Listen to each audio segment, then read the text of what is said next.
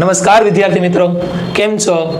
તો આજે આપણે જોવાના છે કે તમારી બોર્ડની એક્ઝામ હોય કે સ્કૂલની એક્ઝામ હોય તમારી, એમાં મેથેમેટિક્સનું પેપર કઈ રીતે લખવું, અને લખવું તો ઇમ્પોર્ટન્ટ છે, અને તમારા પેપરમાં સામે જે વ્યક્તિ પેપર ચેક કરે છે એ પેપરના માર્ક્સ કઈ રીતે આપે છે, અને તમારી ઇમેજ તમે પેપરના ચેકરની મગજમાં કઈ રીતે પાડી શકો છો. ઓલું કહેવાય છે ને, first impression is last impression. તો તમારું પેપર ચેક કરે ને પેલા પેપર ચેકર પેપર જોવે છે કઈ રીતનું લખેલું છે, તો એ પેપરને આધારે તમારા મગજમાં, તમારી માઇન્ડમાં કે વિદ્યાર્થી જે પેપર લખે છે એના વિચારો આવે છે. તો એવું જ જોઈએ છે તો ટોટલ આપણે મેથ્સમાં 4 સેક્શન હોય તો કહેવાય સેક્શન એ હોય, સેક્શન બી હોય, બીજો કયો સેક્શન હોય છે સેક્શન સી હોય, અને ચોથો સેક્શન હોય છે તો કહેવાય સેક્શન ડી.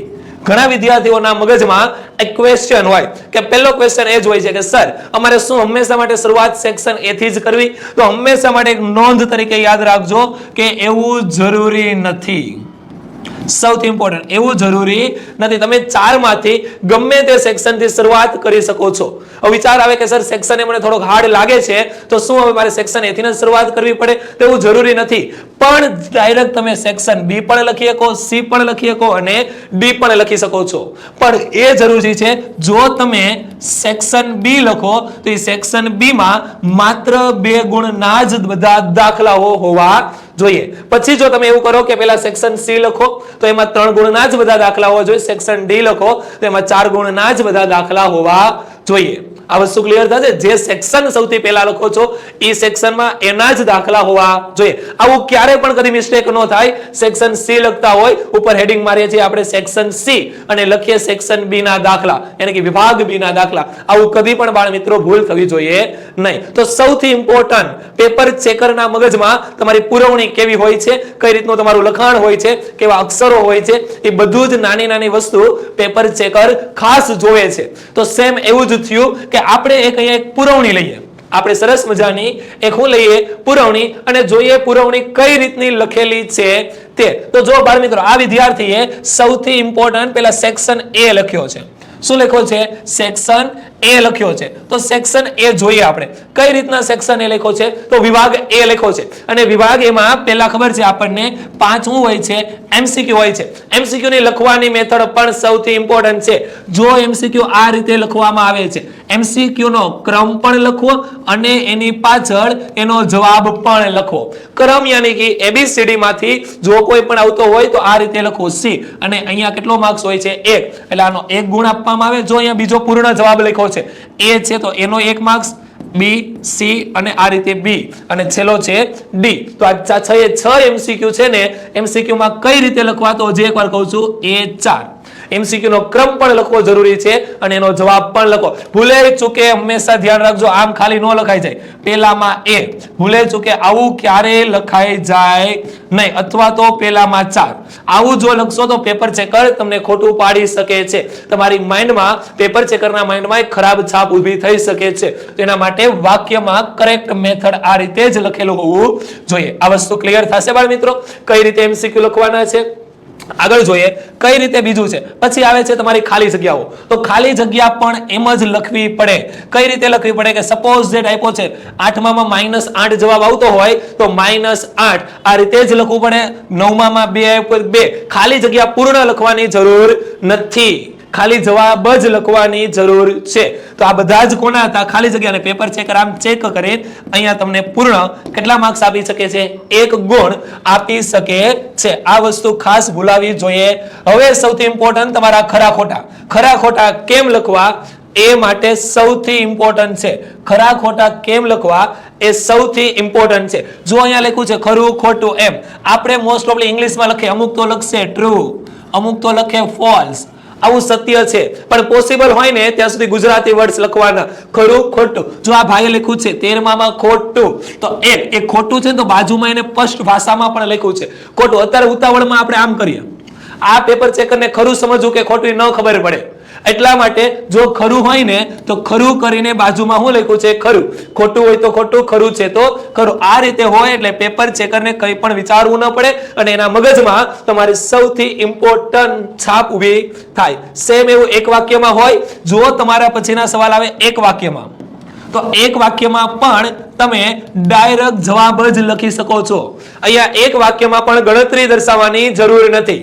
અમુક લોકો કરશે એવું કે સપોઝ ધેટ 0.9 આન્સર આવે છે તો એ ગણતરી દર્શાવશે 0.9 એક વાક્યમાં કેમ આવ્યો એમ, પરંતુ એ ખાસ જરૂરી નથી. જે રીતે આવ્યો હોય એ રીતે, પણ માત્ર તમારે શું કરવાના છે, ડાયરેક્ટ જવાબ લખવાના છે. તો જવાબ 20 થી 30 છે તો 1 માર્ક્સ આવે, 1 માર્ક્સ 1 માર્ક્સ, આનો પણ 1 માર્ક્સ. હવે અહીંયા જો જોડકા હોય છે, સૌથી ઇમ્પોર્ટન્ટ, અહીંયા ખાલી જગ્યા અથવા તો શું હોય, જોડકા, તો જોડકામાં પણ ડાયરેક્ટ જવાબ જ લખવાનો છે. સપોઝ 23 અને 24 જોડકું હોય તો 23 જવાબ આવે છે બી 5 અને આમાં જવાબ આવે એ 4. તો આ રીતે જોડકું લખવું. અમુક જોડકા હોય છે કાં તો ખાલી જગ્યા હોય છે, એક વાક્યમાં હોય છે. જોડકા હોય તો જોડકા પણ આ રીતે જ લખવાના છે. ઓનલી ફોર તમે જો આવું લખો, સપોઝ આમ લખો ખાલી 5 તો ન ચાલે, ખાલી 4 તો ન ચાલે. પેપર ચેકરના મગજમાં તમારી રોંગ ઇમ્પ્રેશન ઊભી થાય છે. ક્લિયર થશે બાળ મિત્રો? સેમ એવો સૌથી ઇમ્પોર્ટન્ટ વિભાગ બી. કયો વિભાગ જોવાનો છે? વિભાગ બી. જ્યારે તમારી આવી સપ્લિમેન્ટરી જોવા મળે ને બાળ મિત્રો, ત્યારે હંમેશા માટે એક વસ્તુ યાદ રાખજો, ન્યૂ સેક્શન ન્યૂ પેજ. શું યાદ રાખવાનું છે? New section new page. યાની કે નવો વિભાગ નવા પાને જ શરૂઆત કરવી. ગમે એટલું ભલે એક પેજમાં એક લીટી લખી હોય તો પણ હું યાદ રાખવાનું, નવો વિભાગ નવા પાને, ન્યૂ સેક્શન ન્યૂ પેજ. આ વસ્તુ ખાસ ભૂલાય નહીં. જ્યારે વિભાગ ચાલુ કરો ને તો આ રીતે સૌથી પહેલા લખો વિભાગ બી. શું લખવાનું છે અહીંયા? વિભાગ બી અને એનો આન્સર. સપોઝ જે પહેલાનો આન્સર છે તો લખો આન્સર 25. અમુક લોકો ખાલી વિભાગ બી લખીને લખે છે, અમુક અહીંયા 25 લખે છે. નો ડાઉટ 25 અહીંયા ચાલે, પરંતુ પોસિબલ હોય ત્યાં સુધી સારી ઇમ્પ્રેશન પાડવા માટે જો 80 માંથી 80 માર્ક્સ લાવવા છે અને પેપર ચેકરના મગજમાં તમે બેસ્ટ સ્ટુડન્ટ છો એવું લાગવું જોઈએ, એટલા માટે આન્સર મિડલમાં લખો, એની ઉપર આવી અંડરલાઈન કરો, આ રીતનું લખો. પણ લખાણ ઇમ્પોર્ટન્ટ નથી. લખાણને થોડુંક સુશોભિત પણ બનાવો, થોડુંક સારું લાગે, થોડુંક ડેકોરેશન કરો. ડેકોરેશન પણ સૌથી ઇમ્પોર્ટન્ટ છે. કઈ રીતે દાખલો ગણો એ આપ્યો છે. જો તમે કોઈ ધાર્યું હોય તો અહીંયા લખવું પડે ધારો કે, કારણ કે તમને અહીંયા ખાલી સમીકરણ આપ્યું હોય, બહુપદી આપી હોય તો એને સમીકરણમાં બનાવો ને તો લખવું પડે ધારો કે. હવે તમે ધારો કે લખ્યું છે, પછી આગળ દાખલો ગણો છો, જેમ ભાગ પાડો છે એમ ભાગ પણ લખવા પડે. આ તમને બે શૂન્યો મળ્યા તો લખવું પડે કે અહીં આ એ બે તેમના શું છે બાળ મિત્રો? શૂન્યો છે. શૂન્યોનો તમે સરવાળો કર્યો. આ દાખલામાં ખાસ ધ્યાન રાખજો, અહીંયા તમારા માર્ક્સ કપાય છે. આ બધું લખેલું હોય તો તમને 2 માર્ક્સ મળે, પરંતુ ઉતાવળમાં આપણે આ વસ્તુ લખવાનું શું કરી જઈએ છીએ બાળ મિત્રો? ભૂલી જઈએ છીએ. જો આ વસ્તુ ભૂલી જાય તો પેપર ચેકર ધારે તો અડધો માર્ક્સ કાપી શકે, યાની કે -0.5 થઈ શકે. ખાસ આવા દાખલા હોય એમાં ગુજરાતી લખવાનું ભૂલાવવું જોઈએ નહીં. યાની કે બી શું છે? x નો સહગુણક, એ શું છે? x² નો સહગુણક. આ વસ્તુ ખાસ ભૂલાવી જોઈએ નહીં. સેમ આગળ જોઈએ. હજી જો દાખલો ઓરો છે તોય બાકી છે, આગળ જોઈએ તો લખવું પડે. જો કેમ અહીંયા લખ્યું છે ગુજરાતી, તો જ આના સંપૂર્ણ 2 માર્ક્સ મળે, કારણ કે સેક્શન બી એ 2 માર્ક્સ નો હોય તો જ સંપૂર્ણ મળે, નકર મળતા નથી. આવા પણ ખાસ. આ પણ નો લખ્યું તો અડધો માર્ક્સ કપાઈ જાય, 2 માંથી 1 નો લખ્યું હોય તો અડધો માર્ક્સ કપાઈ જાય. અને જ્યારે આપણને મળે છે 1.5 માર્ક્સ, અહીંયા લખવું પડે શૂન્યનો ગુણાકાર આલ્ફા ગુણ્યા બીટા. આ વસ્તુ ક્લિયર થશે? સેમ હવે આગળ જોઈએ. હવે નવું આવે, જ્યારે 2 જવાબ પૂરા થાય, આ એક જવાબ પૂરો થયો, આ બીજો જવાબ પૂરો થાય ને તો અહીંયા આ જવાબ પૂર્ણ થાય અને અહીંયાથી આ ન્યૂ જવાબ ચાલુ થાય, તો હંમેશા માટે લખવાનું આન્સર 26 અથવા તો લખવાનું જવાબ નંબર 26, એની નીચે અંડરલાઈન પણ કરવી જરૂરી છે. કારણ કે આ બે વચ્ચે હંમેશા માટે 1 કે 2 લીટી તમારે શું મૂકી દેવાની છે? 1 કે 2 લીટી તમારે મૂકી દો એટલે વ્યવસ્થિત લાગે, ખબર પડે આ દાખલો અહીંયાથી પૂરો થયો. અને ખાસ ધ્યાન રાખજો, જે આ જવાબમાં આકૃતિ હોય, જે જવાબમાં શું હોય? આકૃતિ, તો પહેલા આકૃતિનું વર્ણન કરવું, આકૃતિ દોરવી. આકૃતિ દોરેલી છે, અહીંયા રકમમાં છે, તમને ખબર છે ગલ્લો છે તો ગલ્લો અહીંયા દોરેલો છે. અને જ્યારે સંભાવનાનો દાખલો હોય ને તો આ બે વસ્તુ ખાસ ન ભૂલાય. હંમેશા માટે પેલા કુલ પરિણામ લખવા અને કુલ પરિણામ પછી સંભાવનાનું શું લખવાનું છે બાળ મિત્રો? સૂત્ર. અને જ્યારે ઘટના એ હોય, જો અહીંયા પૂછ્યું છે પહેલામાં ઘટના એ, તો ઘટના એ પછી અમુક લીટી અહીંયા છોડી દેવાની અને પછી વાક્ય ચાલુ કરો. ગલ્લાને ઊંધો કરતા પાત્રમાં 50 પૈસાનો સિક્કો બહાર આવે. ક્લિયર થશે? જો આવું લખ્યું હોય તો જ પેપર ચેકર સંપૂર્ણ માર્ક્સ આપે. અને સૌથી ઇમ્પોર્ટન્ટ ભૂલ અહીંયા થાય છે, અહીંયા કમ્પલસરી જવાબ આપણે આવો લખીને આવીએ 100/180, પણ આ જવાબ ખોટો છે. જ્યાં સુધી ભાગ ઉડે ત્યાં સુધી ભાગને શું કરવાના છે? ઉડાડવા. સૌથી ઇમ્પોર્ટન્ટ ક્વેશ્ચન, જ્યાં સુધી ભાગ ઉડે છે ત્યાં સુધી ભાગ ઉડાડવા પડે. આમે નો ચાલે, મીંડું મીંડું ઉડાડી દો 10^18. આ પણ નો ચાલે. એટલે જો અહીંયા સરસ મજાના ભાગ ઉડાડેલા છે અને ભાગ ઉડાડો ત્યારે પેન અથવા પેન્સિલનો ઉપયોગ કરી શકો છો. સેમ એવું ઘટના બી એક જ દાખલામાં બીજું આવ્યું ને તો જો સંભાવનાનું સૂત્ર બીજી વાર લખવાની જરૂર નથી, કારણ કે અહીંયા લખ્યું છે કુલ પરિણામ m, શક્ય પરિણામ m અને કુલ પરિણામ n. તો એ ખાલી શોર્ટ સ્વરૂપે લખ્યું m અને n સ્વરૂપે. ભાગ ઉડે છે તો ભાગ ઉડાડતા દેખાડવાના. અમુક લખી નાખશે 170/180 બરાબર 17/18. જરૂરી નથી આ મીંડું મીંડું ઉડી જાય છે એ દેખાડો. તો એ આખો આ રીતનો માર્ક્સ લખ્યો હોય ને તો સંપૂર્ણ તમને કેટલા માર્ક્સ મળે છે? 2 માર્ક્સ. જો તમે ભાગ નો ઉડાડો હોય ને જવાબ આવો લખ્યો હોય તો પણ પેપર ચેકર સંપૂર્ણ 1 માર્ક્સ કાપી શકે છે. સંભાવનાનું સૂત્ર નો લખ્યું હોય તો પણ અડધો માર્ક્સ પેપર ચેકર કાપી શકે છે. આગળ જોઈએ શું કહે છે હવે. સેમ એવો દાખલો 27મો દાખલો, યાની કે નવા પેજે આવે, નવો આવે તો સરસ મજાનું આવું હેડિંગ મારતા ભૂલાય નહીં.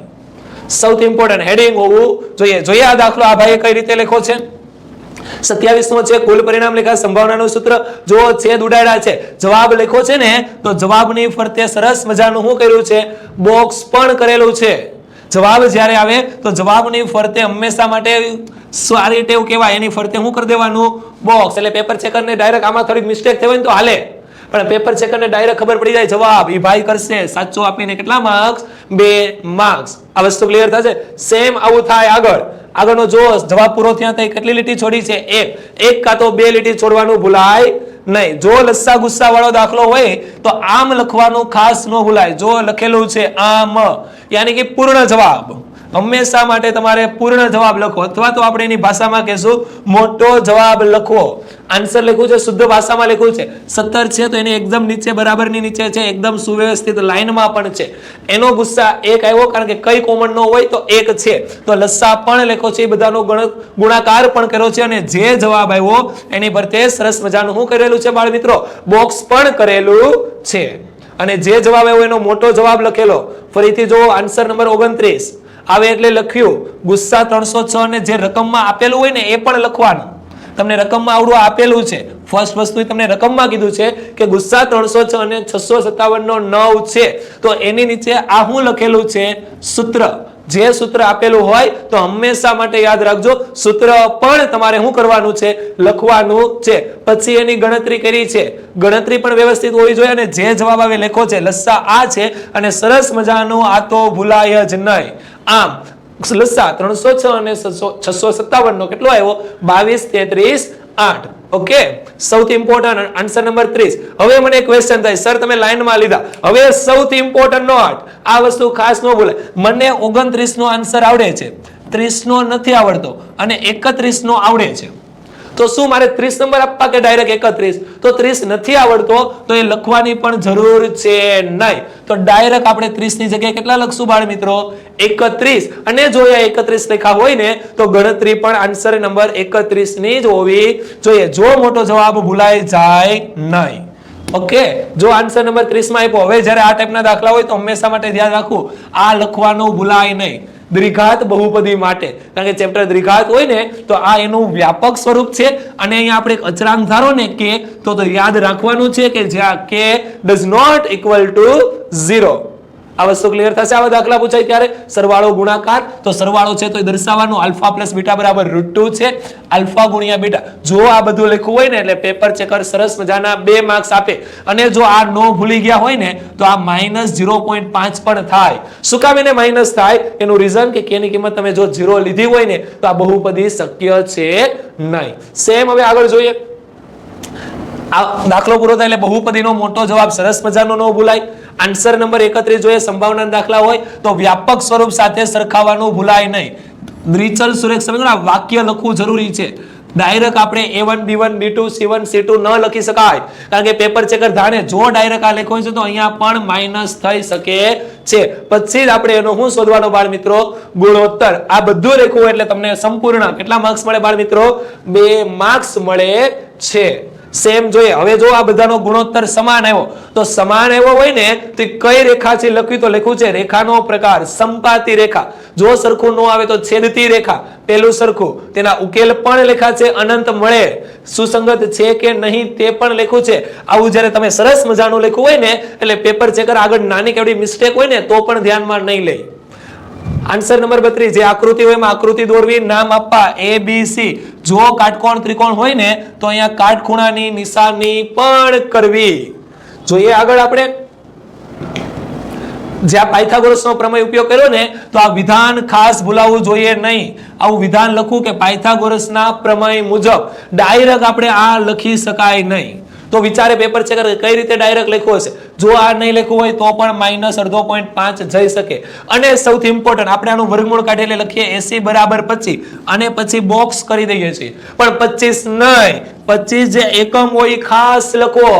સૌથી વિદ્યાર્થી તમે અહીંયા ભૂલ કરો છો તો હું લખવાનું AC બરાબર 25 સેન્ટીમીટર. એકમ હોય તો એકમ, મીટર હોય તો મીટર, સેન્ટીમીટર હોય તો સેન્ટીમીટર. ઓકે, જે માપ આપ્યું લખું. જે આન્સર આવ્યો હોય તો આન્સરની પ્રત્યે ફરજિયાત બોક્સ કરવાનું ભૂલાવવું જોઈએ નહીં. આ રીતે હું કરી દેવાનું, બોક્સ કરી દેવાનું. આ વન લાઇનર ક્વેશ્ચન છે તો જો અહીંયા સાઇન છે તો સાઇન નું વિધેય આવું થાય. સામેની બાજુના છેદમાં કર્ણ લખવાનું, ડાયરેક્ટ આ 2 માર્ક્સમાં લખવાનું નહીં. ઓકે, જોઈએ આગળનો સવાલ. આન્સર 33 છે, સેમ એવું છે. કિંમત મૂકો. જ્યારે ભાગાકાર દાખલા હોય તો વચ્ચે હંમેશા માટે ગેપ રાખો. આ રીતનું હોય એટલે હંમેશા યાદ રાખો, ભાગાકાર હોય વચ્ચે એક લીટીનો બધી જગ્યાએ હું મૂકી દેવાનો ગેપ, કારણ કે ગણતરીમાં ભૂલાવવું જોઈએ નહીં. સેમ આગળનો સવાલ આપણે જોઈએ. આવા શું કહેવા માંગે છે? જો આમાં વર્ગમૂળ છે તો અહીંયા તમે કર્યું શું તો એ લખવું પડે.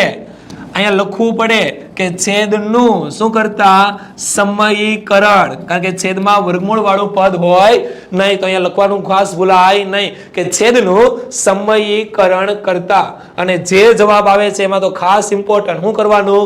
બોક્સ. અને તો જ જવાબ વેલિડ ગણાય. અને આપણને આના પેપર ચેકર કેટલા માર્ક્સ આપે છે? 2 માર્ક્સ. નવો પ્રશ્ન આવ્યો 34 તો પણ લખો.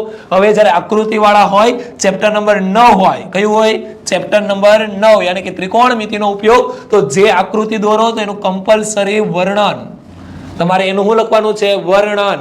જો વર્ણન લખો છો તો ખાસ ધ્યાન રાખો, આકૃતિ પરથી આ વર્ણનના જ તમને અડધો માર્ક્સ આપે છે પરીક્ષામાં. જો આ ન લખ્યું તો ખાલી લખ્યું હોય ABC, કોઈ કાંઈ નહીં. ABC એ શું છે એ ખબર હોવી જોઈએ. તો આ ખાસ ધ્યાન રાખવા જેવું. અને એ પછી સૌથી ઇમ્પોર્ટન્ટ કે આ વિધાન લખવું પડે કે આ જે ત્રિકોણ બન્યો છે ને એ કાટકોણ ત્રિકોણ છે. જો કાટકોણ ત્રિકોણ હોય ને તો જ તમે નીચે લખી શકો છો, નકર નીચે લખી શકતા નથી. સેમ એવું વસ્તુ જો અહીંયા કર્યા છેદ ભાગ ઉડાડ્યા તો જવાબમાં પાછળ મીટર લખવાનું ભૂલાય નહીં. આગળ સેમી હતો તો સેમી, મીટર હતો તો મીટર. અને જ્યારે દાખલા હોય ને તો એ આમ તો ખાસ ભૂલાવવું જોઈએ. એકમ નો લખો તો અડધો માર્ક્સ કપાઈ જાય, મોટો જવાબ નો લખો તો બીજો અડધો કપાઈ જાય અને આવે 1 માર્ક્સ. પરંતુ આ રીતે સંપૂર્ણ લખવું હોય ને તો કોઈ ચાન્સ નથી અને પૂરા માર્ક્સ કેટલા આવે બાળ મિત્રો? આપણે 2 માર્ક્સ આવે છે.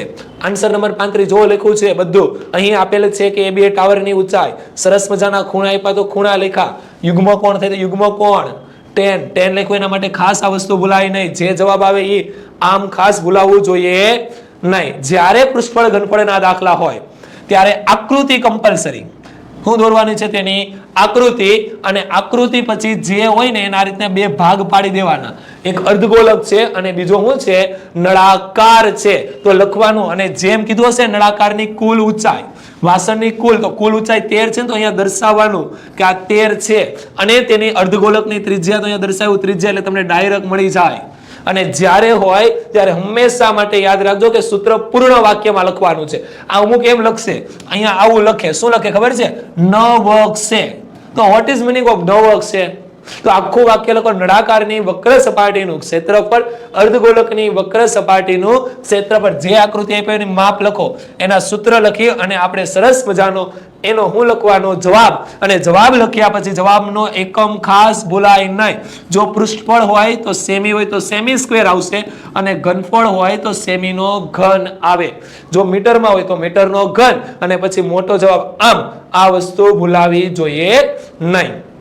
સેમ જોઈએ. યસ, જો અહીંયા પેજની જગ્યા વધી તો પણ પેજ શું કરી દીધું? છોડી દીધું. કારણ કે આપણો નિયમ શું છે? નિયમ ન્યૂ સેક્શન ન્યૂ પેજ. તો આ વસ્તુ ખાસ ભૂલાવી જોઈએ. નવો વિભાગ આવ્યો, નવા પેજ શરૂ કરવાનું, અને વિભાગ હોય એને સરસ મજાની એક જ પેટર્ન થી અહીંયા શું કરેલું છે? સુશોભિત કરેલું છે. તો સુશોભિત કરતા ભૂલાવવું જોઈએ નહીં. સેમ આન્સર આવ્યો તો જો લખો આન્સર 37. ધારો કે એવું તો લખ્યું છે ધારો કે. તમે જે કર્યું એ લખવું પડે. જો અહીંયા સૌથી ઇમ્પોર્ટન્ટ, અમુક આપણે અહીંયા દાખલા પૂછે તો ભૂલી જઈએ. 3 માર્ક્સના દાખલા હોય, ક્યાં ક્યાં ગણાય? જો આવું ગુસ્સા એ બી નો લખો તો એનો અડધો માર્ક્સ હોય. બંને બાજુ વર્ગ કરતા લખ્યું એનો અડધો માર્ક્સ હોય. પછી આ વિધાન લખ્યું છે એ કોની પરથી લખ્યું તો ખાસ ધ્યાન રાખવાનું, પ્રમેય પરથી, એનો અડધો માર્ક્સ હોય. આપણે આવું લખતા નથી. ગુસ્સા લખતા ભૂલી જઈએ, બંને બાજુ વર્ગ લખતા ભૂલી જઈએ. ખાસ આ ભૂલાઈ જાય છે પ્રમેય મુજબ લખતા, કારણ કે આ વિધાન એમને નથી આવ્યું, પ્રમેય મુજબ આવ્યું. અહીંયા પ્રમેય મુજબ લખો, અથવા તો લખો પ્રમેય 1.2 મુજબ, અથવા તો 1.3 મુજબ. 1.3 એ જૂની બુકમાં હતું, પણ હવે આપણે હંમેશા માટે હું યાદ રાખવાનું, પ્રમેય મુજબ લખવાનું ખાસ ભૂલાય નહીં. જો સેમ બીજી વાર આવે લખ્યું છે પ્રમેય મુજબ, અને કોઈ કિંમત મૂકતા હોય તો લખવાનું આ કિંમત કોના પરથી મૂકી છે તે. અને ગુસ્સા એ બી નો 3 આવ્યો, પરંતુ આપણી ધારણા શું કામ એને ખોટી છે? કારણ કે ગુસ્સા એ બી નો 3 છે ને આગળ એમ કીધું ગુસ્સા એ બી નો 1 છે, માટે કરીને લખવું. માટે આપણી ધારણા ખોટી છે, વિરોધાભાસ ઉત્પન્ન થાય છે. માટે વર્ગમૂળમાં 3 એક એવી સંખ્યા છે, અસમય સંખ્યા, અને લખી નાખવાનું સાબિત થાય છે. આટલો સંપૂર્ણ લખવું હોય ને તો અહીં તમારા કેટલા માર્ક્સ હોય છે બાળ મિત્રો? 3 માર્ક્સ મળે છે. જોઈએ કેમ નવો સવાલ આવ્યો એટલે લીટી છોડી કે ના છોડી? તો તમારે પણ લીટી છોડવાનું ભૂલાય નહીં. જ્યારે સમીકરણ વાળા દાખલા હોય, કેવા દાખલા હોય? સમીકરણ વાળા દાખલા હોય તો એના માટે ખાસ ધ્યાન રાખવું, સમીકરણ 1 માંથી અથવા 2 માંથી કરતા બનાવ્યું તો લખવાનું સમીકરણ 1 માંથી x ને કરતા બનાવતા. તો સમીકરણ 1 જો અહીંયા લખ્યું છે, નામ આપો સમીકરણ 1, સમીકરણ નંબર 2, એ તમે પેન અથવા પેન્સિલ થી નામ આપી શકો. જો કરતા બનાવ્યું તો નવું સમીકરણ મળ્યું ને, તેની ફરતે સરસ મજાનું બોક્સ ગણી લખ્યું સમીકરણ નંબર 3. સેમ એ રીતે જો x ની અને y ની કિંમત મળી, જે ભાગ ઉડાડ્યા એ પણ દર્શાવ્યા. x અને y ની કિંમત મળી અને એના ઉપરથી m શોધવાના હતા, એમ લખ્યું છે. આ ક્યાંથી સમીકરણ મળ્યું તો કહેવાય આ સમીકરણ રકમ પરથી. કોના પરથી મળ્યું? રકમ પરથી. y બરાબર mx, અને m નો જે જવાબ આવ્યો એની ફરતે શું કરવાનું? બોક્સ કરવાનું, અને બોક્સ કરીને મોટો જવાબ લખવાનું ભૂલાય નહીં. તો લખો આમ m બરાબર -1 મળે. સેમ નવો પ્રશ્ન આવ્યો તો નવા પેજે જરૂર નથી, પણ 2 લીટી છોડીને લખવાનું ભૂલાય નહીં. જે એવું સમીકરણ આવ્યા તો સમીકરણના નામ પણ લખ્યા, 1 અને 2 લખ્યું, ક્યાંથી આવ્યું એ પણ લખેલું છે. અને આ તો ખાસ મોટો, કારણ કે આના એકમ હોતા નથી. જે અહીંયા અંશ કર્યા છે ને તો અંશ પણ કરવાનું ન ભૂલાય. આ ખૂણા છે, આપણે એમ લખીએ a બરાબર 15, અને બીજું આવે a બરાબર 15 અંશ. જ્યાં ખૂણા હોય ને ત્યાં માટે અંશ કરવાનું ખાસ ભૂલાવવું જોઈએ. આકૃતિ છે તો આકૃતિ દોરવાની, આકૃતિનું ગુજરાતી વર્ણન પણ લખવાનું. એકમ છે, ખૂણા છે, એના 2 ભાગ પડ્યા તો 2 ભાગ પણ અહીંયા શું કરેલા છે બાળ મિત્રો? દર્શાવેલા છે. અને મોટો જવાબ તો ખાસ ભૂલાવવો જોઈએ નહીં. નવો વિભાગ આવ્યો, નવા પેજે જ લખેલો છે. જે માપ આવ્યું એ માપ પણ લખ્યા. અહીંયા ખાસ ધ્યાન આપજો. શું અહીંયા ખાસ ધ્યાન આપવું છે? જ્યારે આવા દાખલા હોય ને એનો જવાબ left hand right hand side હોય, તો જમણી બાજુ અને ડાબી બાજુ તો લખવાનું left hand side, right hand side, અને પછી બતાવવાની બંને સમાન આવી. જો સમાન આવે તો ઇક્વલ, અને સમાન નો આવે તો નોટ ઇક્વલ. એવું જરૂર નથી ઇંગ્લિશમાં લખવું LHS, ત્યાં જબા અથવા તો ડાબા પણ લખી શકો છો. અને જો આવ્યા તો મોટો જવાબ ભૂલાય નહીં. તે કઈ બાજુ હોય છે બાળ મિત્રો? સમાંતર.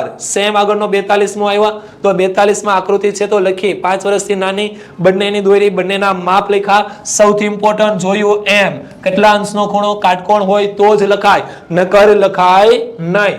ત્યારે સંપૂર્ણ પૂરા માર્ક્સ મળે. મોટો જવાબ લખ્યો છે, એકમ છે તો એકમ પણ લખો, એકમ પણ લખો. આ ખાસ જોવાનું ભૂલાય. જ્યારે પૃષ્ઠફળ ઘનફળના હોય 13 સેમી જુઓ, આકૃતિ દોરેલી છે, એના 2 ભાગ છે આકૃતિમાં, એક લંબઘન છે, શંકુ છે. તો અહીંયા લખ્યા છે એક લંબઘન છે અને બીજો કયો છે? શંકુ છે. તો એ કમ્પલસરી લખવા પડે. એકમ કીધું એમ લંબઘનનું ઘનફળ 4 શંકુનું, અહીંયા શોર્ટમાં નામ લખવાનું ભૂલાય નહીં. એકમ જો ઘનફળ આવ્યો, કયો આવ્યો? ઘનફળ, તો લખો છે સેમીનો ઘન. અને મોટા જવાબમાં પણ એકમ લખવાનું ભૂલાય નહીં. ભાગાકાર કરો છો, ભાગના છેદ આ રીતે સરસ મજાના વ્યવસ્થિત ઉડાડવાના. ગમે એમ ભાગ ઉડાડો, ગમે એમ ચોકડા માર્યા હોય એવું લાગવું જોઈએ નહીં. ઘાટું નહીં કરવાનું, સરસ મજાના એક જ લીટી મારવાની, એટલે વાંધો આવે નહીં. સેમ આગળ જોઈએ. ક્વેશ્ચન નંબર 22 44 આંકડા શાસ્ત્ર હોય ને તો સરસ મજાનો કોષ્ટક ગાળવાનું. કોષ્ટક ના પણ યાદ રાખજો 2 માર્ક્સ હોય. તમે સરસ મજાનું 4 માર્ક્સમાં દાખલો પૂછાય તો 2 માર્ક્સ હશે અને 3 માર્ક્સમાં પૂછાય ને તો 1 માર્ક્સ. આવું તમે સરસ મજાનું કોષ્ટક ગાળ્યું હોય ને તો પણ હોય. કોષ્ટક જે રકમ આપી હોય એ જ હોય. એમાં xi ui અને fi એનો સરવાળો જેમ છે બાજુમાં લખવાનું, ખાસ ભૂલાવવું જોઈએ નહીં. કિંમત જવાબ આવ્યો તો જવાબમાં લખો છે. આ જવાબ આવ્યો તો લખવાનું x બાર બરાબર 35.375. અહીંયા ભાગ ઉડાડ્યા છે લખ્યું, બરાબરની નીચે જો એક્ઝેક્ટ બરાબર જ કર્યા છે. આવી ખાસ વસ્તુ તમારે પેપરમાં ભૂલાવી જોઈએ. આગળનો દાખલો છે એમાં ને એમાં છે તો 2 હોય તો 2. કઈ રીતે આખા પાર્ટ અલગ આપી દીધા, ઉપરનો પાર્ટ અલગ આ નીચેનો પાર્ટ અલગ. એમાં બહુલક પૂછ્યું, બરાબરની નીચે બરાબર બહુલકનો જવાબ. 45 આન્સર સંભાવના. સેક્શન બી માં કીધું એમ સંભાવનાનું સૂત્ર. પછી વાક્ય જો લખ્યું ઘટના એ એક પત્તું યાદચ્છિક રીતે ખેંચતા. વાક્ય ભૂલાવવું જોઈએ નહીં. રાણી બહાર કાઢતા. જો અહીંયા સંભાવનાનો ચેન્જ થાય છે તો સરસ મજાનો લખ્યું ફરીથી આવ્યા તો કુલ પરિણામ 4. સુકામે ન આવ્યા તો તમને પેપર ચેકરને ખબર પડી જવી જોઈએ. રાણી બહાર કાઢતા તો નીચેનું ન જોય, ડાયરેક્ટ આપી દે 3 માર્ક્સ. તો આવી ખાસ આવી નાની નાની વસ્તુનો ભૂલાવવો જોઈએ. જો એટલી બધી જગ્યા વિધી છે તો કહેવાય યસ, તો પણ નવો સેક્શન ન્યુ પેજ. આ વસ્તુ ખાસ ભૂલાવી જોઈએ નહીં. અને પ્રમેય ખબર જ છે આપણે મોસ્ટ આઈએમપી છે તો પ્રમેય. તો પ્રમેય કેમ લખ્યો છે એ ખાસ ભૂલાય નહીં. સેક્શન લખો, એનો આન્સર લખો, વિધાન લખવાનું, પછી એનું પક્ષ, સાધ્ય, આકૃતિ અને એની સાબિતી. આ ક્રમ હંમેશા લાઈનમાં જળવાવો જોઈએ.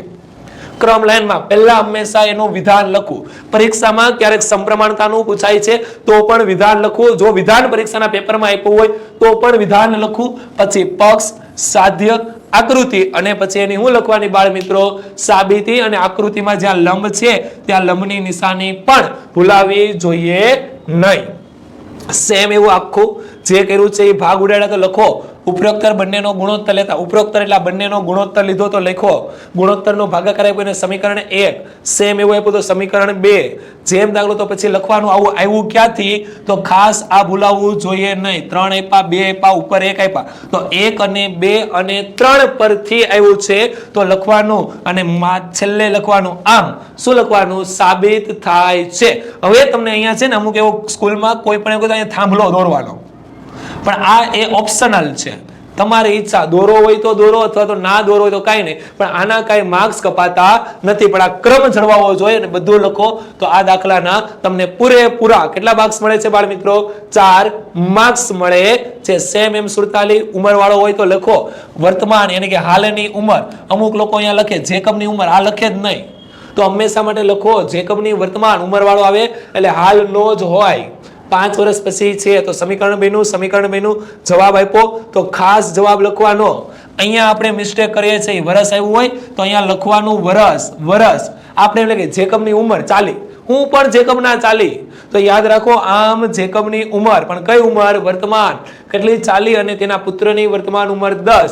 આવું જો ન લખવું હોય ને તો પણ અડધો માર્ક્સ કપાઈ જાય. હવે આપણે અહીંયા લખીએ x બરાબર 40. અહીંયા લખવાની જરૂર નથી કારણ કે આ તો તમને x ની વેલ્યુ મળી. જ્યારે આમ જવાબ લખો ને ત્યારે આ વસ્તુ લખવાની છે. સેમ એવો આન્સર નંબર 48 અંશ છેદ છે તો લખું. ધારો કે અંશ x છેદ y. કેસ 1 હતો, અંશમાં 1 અને છેદમાં 1 બાદ કરતા સમીકરણ મેળવો. સમીકરણને પણ બોક્સ. સેમ એ જ રીતે જે જવાબ મેળવો x અને y તો હંમેશા માટે યાદ રાખજો મોટો જવાબ ન ભૂલાય. અપૂર્ણાંકનો અંશ કેટલો છે? 3 અને છેદ કેટલો છે? 5. તો અપૂર્ણાંક કયો મળ્યો? તો અપૂર્ણાંક મળ્યો 3/5. આવું ખાસ લખવાનું ભૂલાવવું જોઈએ નહીં. અહીંયા ખાલી x બરાબર 3 અને y બરાબર 5 મળશે એવું લખ્યું, પણ હંમેશા માટે યાદ રાખજો અહીંયા શું લખવાનું છે? અપૂર્ણાંક આપણને કયો મળ્યો? 3/5 મળે આવું લખવાનું છે. આ ખાસ ભૂલાય. જો આવું નહીં લખવું હોય તો પણ અડધો માર્ક્સ તમારો શું થઈ જાય? કટ થઈ જાય છે. સેમ હવે આગળ જોઈએ. ખબર જ છે આગળ સમજાવ્યું એમ. જે ભાગ પડ્યા, આકૃતિ દોરી, નળાકાર છે, અર્ધગોલક છે, કયું છે ફૂલ ફોર્મ લખવાનું. ડાયરેક્ટ શોર્ટકટ સૂત્ર અહીંયા નહીં લખવાનું.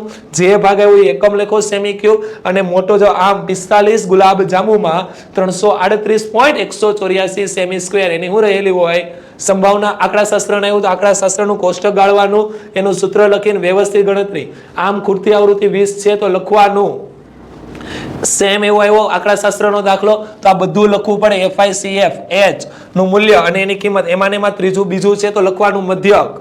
સેમ એમાં ત્રીજું પૂછ્યું હોય, એકમાં જ 3 દાખલા, તો પહેલો બીજો અને ત્રીજો ક્રમ અહીંયા સાઈડમાં આપવાનું, પછી અહીંયા કઈ વચ્ચે આપવાની જરૂર છે નહીં. સૂત્ર લગાડ્યું, ત્રણેયની કિંમતમાં બોક્સ કર્યા, સંભાવનાનું જે આપ્યું એની થોડી ઘણી માહિતી લખી અને એનું કુલ પરિણામનું એકવાર આખું સૂત્ર લખ્યું. સેમ એમ દાખલા, ભાગ ઉડાડ્યા, જે જવાબ આવે ત્યાં હું કર્યો, બોક્સ કર્યો. ઓકે, જો બધી જગ્યાએ બોક્સ વાક્ય પૂરા વાક્યમાં લખેલું છે અને આ રીતે તમારું પેપર સંપૂર્ણ 80 માર્ક્સનું કેવું થાય છે, પૂરું થાય છે. જો આ રીતે તમે પેપર લખશો તો ગેરંટી સાથે કહી શકું પૂરેપૂરા માર્ક્સ આવશે, 80 માંથી 80.